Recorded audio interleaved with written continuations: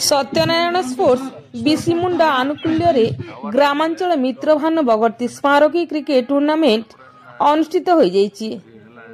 ग्रामांचल अवक्षेष्ण बंधुत्व और भातृभावर पुनर्प्रतिष्ठा तथा जीवशक्तिर सुनियंत्रण उद्देश्य प्रथम मित्रभानु बगर्ती स्मारकी क्रिकेट प्रतियोगिता बिसिमुंडा पंचायत खेल पड़िया 5 दिन धरी आयोजित हो जाइछि। रविवार दिन पूर्वाह्न अनुष्ठित 2टी सेमिफाइनाल तथा अपराह्न अनुष्ठित फाइनाल खेल गबजोर बौद्ध और खारी दल मध्य संघर्षपूर्ण खेल अनुष्ठित होता बेले खारी दल चैंपियन होई ट्रॉफी सह 20,000 अर्थ पुरस्कार हासिल करथिबा बेले रनर्स अप गबजोर दल ट्रॉफी सह 14,000 अर्थ पुरस्कार प्राप्त होइथिले।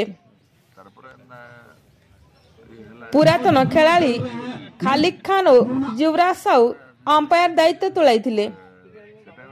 चोकरमाल पूर्वतन सरपंच शंकर प्रसाद शाह अतिथि रूपे जोग देइथिले।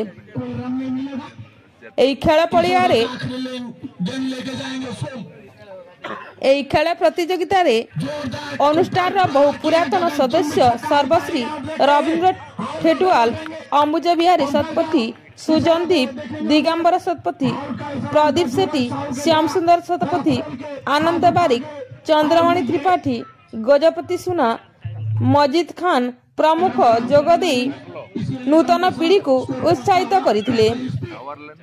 अनुष्ठान सभापति तथा जिला परिषद सदस्य मधुसूदन ओता, संपादक श्रवण कुमार मिश्र नेतृत्व में अनुष्ठान सदस्य माने यथा जहनंदन ओता, रंजन षंढ, विपिन कौड़ी, सुबल ओता प्रमुख कार्यक्रम परिचालन करथिले। ब्यूरो रिपोर्ट तनुषण टीवी।